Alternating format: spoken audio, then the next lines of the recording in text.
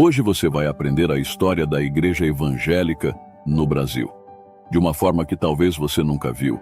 Você vai aprender como foi difícil a implantação do protestantismo no Brasil com a resistência do catolicismo romano. Tenho certeza que até o final desse vídeo você será edificado com a história. Tudo que será ensinado aqui está contido no livro Panorama da História Cristã, escrito pelo pastor Hernandes Dias Lopes. Quando Pedro Álvares Cabral descobriu o Brasil, em 1500, aqui foi fincada uma cruz e celebrada a primeira missa. Os primeiros sacerdotes católicos romanos que vieram para o Brasil não lograram êxito por causa da vida escandalosa que viviam. Em 1534, foi fundada por Inácio de Loyola e sancionada em 1554 pelo Papa Paulo III, a Companhia de Jesus, ferrenha nos seus objetivos de combater a reforma. Com grande empenho catequético, a Companhia de Jesus enviou ao Brasil os primeiros jesuítas em 1549, quando aqui aportou o padre Manuel da Nóbrega, estabelecendo de vez o catolicismo romano nas terras brasileiras. Em 1553, chegou ao Brasil o padre José de Anchieta. Ele fundou em 1582 a Santa Casa da Misericórdia do Rio de Janeiro. Foi o Papa João Paulo II quem beatificou o padre José de Anchieta. A primeira leva de colonos trazidos por Tomé de Souza, primeiro governador-geral do Brasil, compreendia 400 degredados e 6 jesuítas, além de aventureiros que formavam a primitiva população portuguesa do Brasil.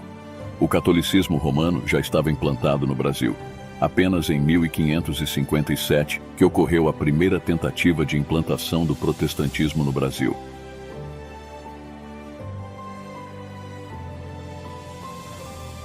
No dia 10 de novembro de 1555, chegou ao Brasil uma expedição comandada pelo francês Nicolas Durand de Villegagnon, vice-almirante da Bretanha, tendo como pretensão fundar uma colônia francesa em terras austrais brasileiras pertencentes a Portugal. Foi a partir da chegada de Villegagnon que ocorreu a primeira tentativa de implantação do protestantismo no Brasil, pois Villegagnon, em 1557, mandou cartas a João Calvino, em Genebra, pedindo-lhe que enviasse ao Brasil missionários reformados. No dia 7 de março de 1557, aportaram no Rio de Janeiro 14 missionários huguenotes, que viram seu trabalho florescer. Muitos colonos e indígenas converteram-se a Cristo. Logo que chegaram, começaram uma igreja. No dia 21 de março de 1557, celebraram pela primeira vez no Brasil a Ceia do Senhor.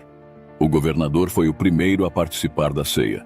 O ex-frade Jean Cointac, acadêmico da Sorbonne, ainda papista, começou a criticar os ministros calvinistas. Villegagnon tomou o partido do papista, deixou de frequentar os cultos e absteve-se de comer com os pastores na mesma mesa. Cointac e Villegagnon suspenderam o culto e decidiram não mais se submeter a Genebra, mas sim a Sorbonne. A partir daí, começaram a perseguir a igreja calvinista. Villegagnon, cognominado o Caim da América, já havia traído os colonos que tinham vindo com ele para o Brasil, obrigando-os ao trabalho escravo. Muitos desses colonos foram presos, torturados e escravizados. Então os missionários protestantes também foram traídos por Villegagnon. 9 deles conseguiram retornar à França. Os 5 que não conseguiram viajar por causa de uma tempestade e da escassez de alimentos foram considerados espiões.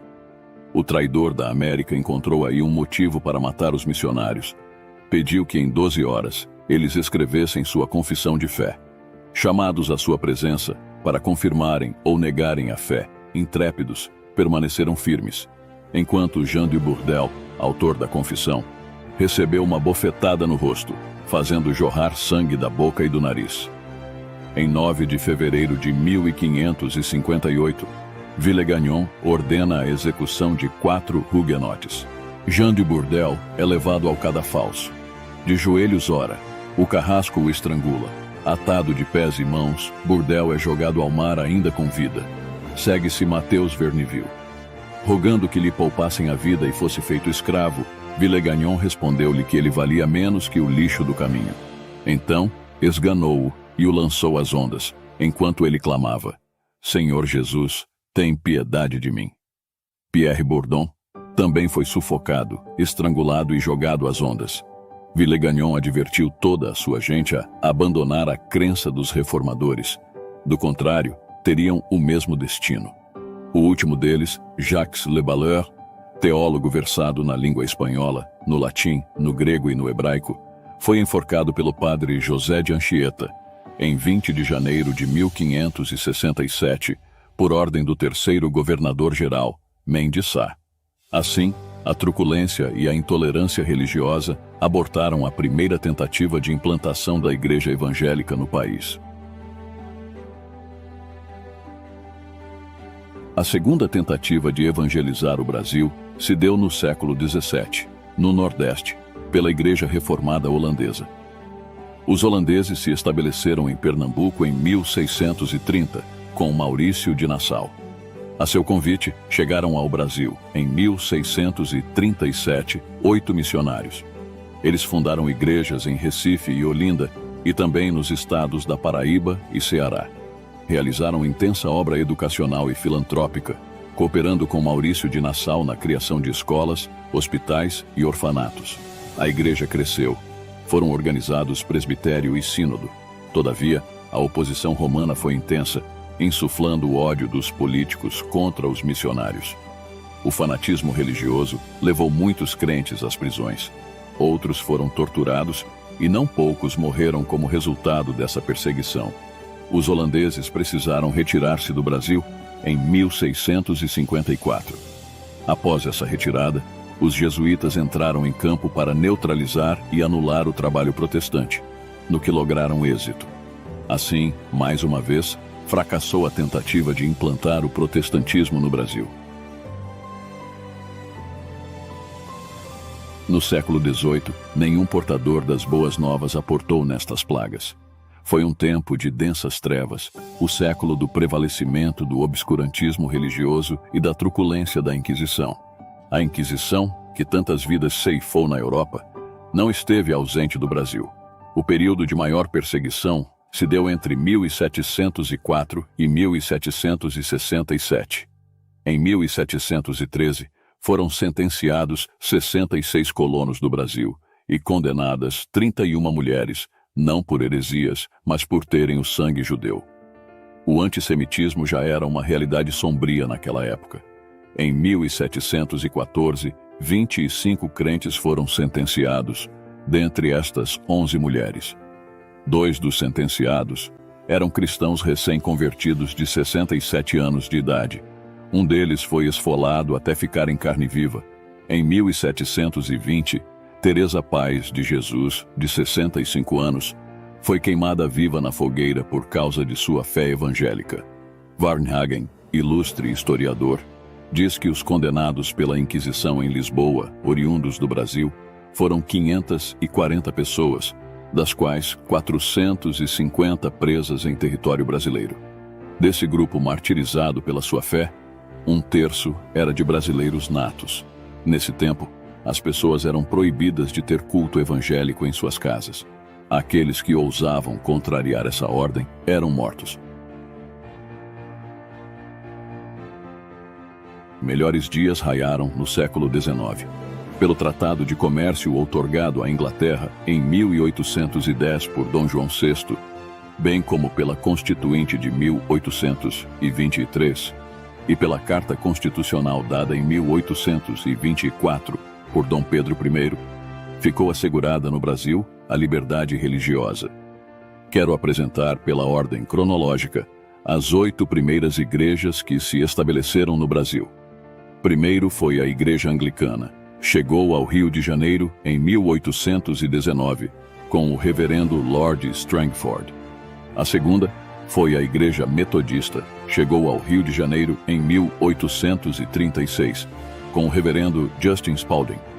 Ele organizou na cidade uma animada congregação de 40 pessoas entre os colonos. Vieram depois o reverendo Daniel Kidder e o S.R. Murdy e sua esposa. Eles derramaram no Brasil grandes quantidades de Bíblias, Novos Testamentos e tratados religiosos. A terceira foi a Igreja Luterana Alemã. Chegou ao Brasil em 1845, com o reverendo Neumann. Porém, já em 1824, havia luteranos alemães na região de Alto Jequitibá, em Minas Gerais. A quarta foi a Igreja Congregacional. Chegou ao Rio de Janeiro em 1855, com o reverendo Robert Kelley e sua esposa, Sarah Poulton Kelley, grande compositora e autora de muitos hinos que cantamos ainda hoje. A quinta foi a Igreja Presbiteriana. Chegou ao Rio de Janeiro em 1859, com o reverendo Ashbel Green Simonton. Ele veio para o Brasil aos 26 anos de idade. Seu ministério durou apenas 8 anos até sua morte. A sexta foi Igreja Batista. Chegou a Salvador em 1881, com os pastores William Buck Bagby e sua esposa Annie Luther, junto com o casal também missionário Zacarias Taylor e Kate Stevens Crawford Taylor, e o ex-padre Antônio Teixeira de Albuquerque, organizaram nessa cidade, em 1882, a primeira Igreja Batista do Brasil. Hoje os batistas somam mais de 2 milhões de membros em nosso país. A sétima foi a Igreja Episcopal. Chegou a Porto Alegre, Rio Grande do Sul, em 1890, com os reverendos Lucian Lee Kin Solving Watson Morris. A oitava foi a Igreja Assembleia de Deus. Chegou a Belém, no estado do Pará, em 1910, depois da explosão pentecostal nos Estados Unidos em 1906. Hoje a Assembleia de Deus conta com mais de 10 milhões de membros. Depois disso, muitas outras igrejas pentecostais se estabeleceram no Brasil. Entre elas a Igreja Pentecostal Unida teve início no ano de 1957 na cidade de Porto Alegre, sob a responsabilidade do missionário Samuel Baker. Mais tarde houve uma explosão de crescimento das igrejas neopentecostais, sendo as principais: O Brasil para Cristo, fundada por Manuel de Melo; Deus é Amor, por Davi Miranda; Igreja Universal do Reino de Deus, por Edir Macedo; Igreja Mundial do Poder de Deus, por Valdemiro Santiago; e Igreja Internacional da Graça de Deus, por R.R. Soares. Colportores: os bandeirantes da evangelização nacional. A evangelização do Brasil passou pelo ousado e abnegado trabalho dos colportores, que viajaram o Brasil de norte a sul e de leste a oeste, a pé ou em lombo de animais, carregando cargas de Novos Testamentos, folhetos, bíblias e livros evangélicos. O reverendo Frederick Glass, o maior gigante da colportagem no Brasil, percorreu mais de 8.000 quilômetros a cavalo ou a pé, vendendo bíblias, pregando, polemizando e levando vidas a Cristo. Nessas viagens, esses bandeirantes da evangelização nacional sofreram emboscadas, tocaias e bárbaras perseguições. Até mesmo os capangas do rei do cangaço, Virgulino Ferreira, cognominado Lampião, foram abordados pelos colportores. Nessa empreitada de consequências eternas, os heróis de Deus jamais recuaram. Enfrentaram homens maus, feras, doenças, epidemias e adversidades de toda sorte para levar a palavra de Deus aos palácios e às choupanas, aos homens das metrópoles e aos caboclos do campo, deixando para trás um rastro luminoso de abundantes frutos e um exemplo a ser seguido.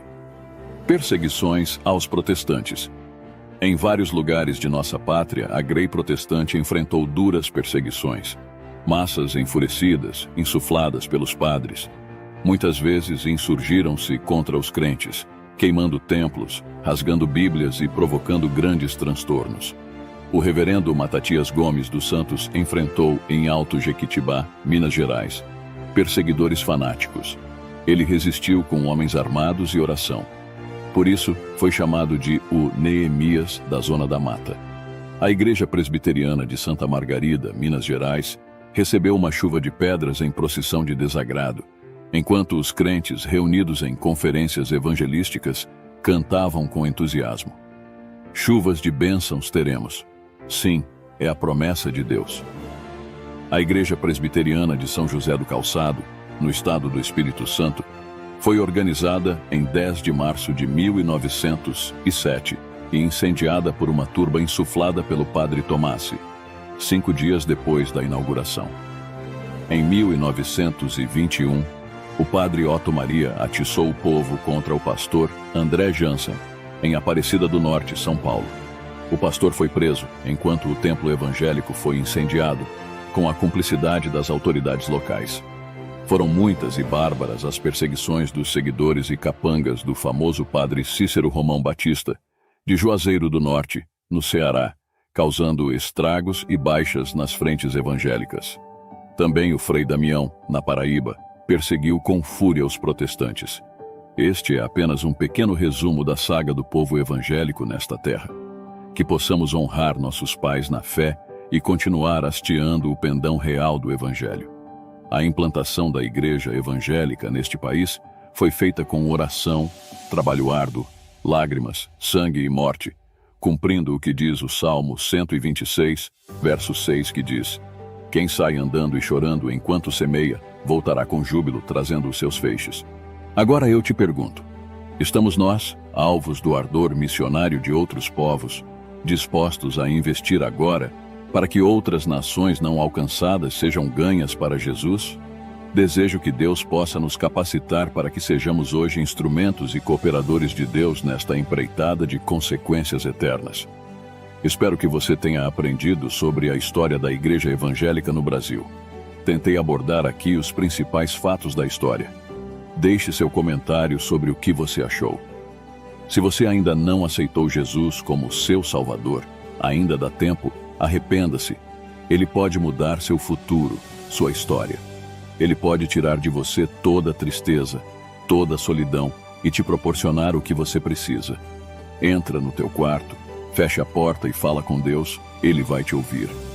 Depois disso, procure uma igreja com boa reputação que esteja pautada na palavra de Deus e congregue com os irmãos para cumprir a unidade da fé e a edificação do corpo de Cristo. Se você gostou do vídeo, não esqueça de curtir e se inscrever no canal. Deus abençoe sua vida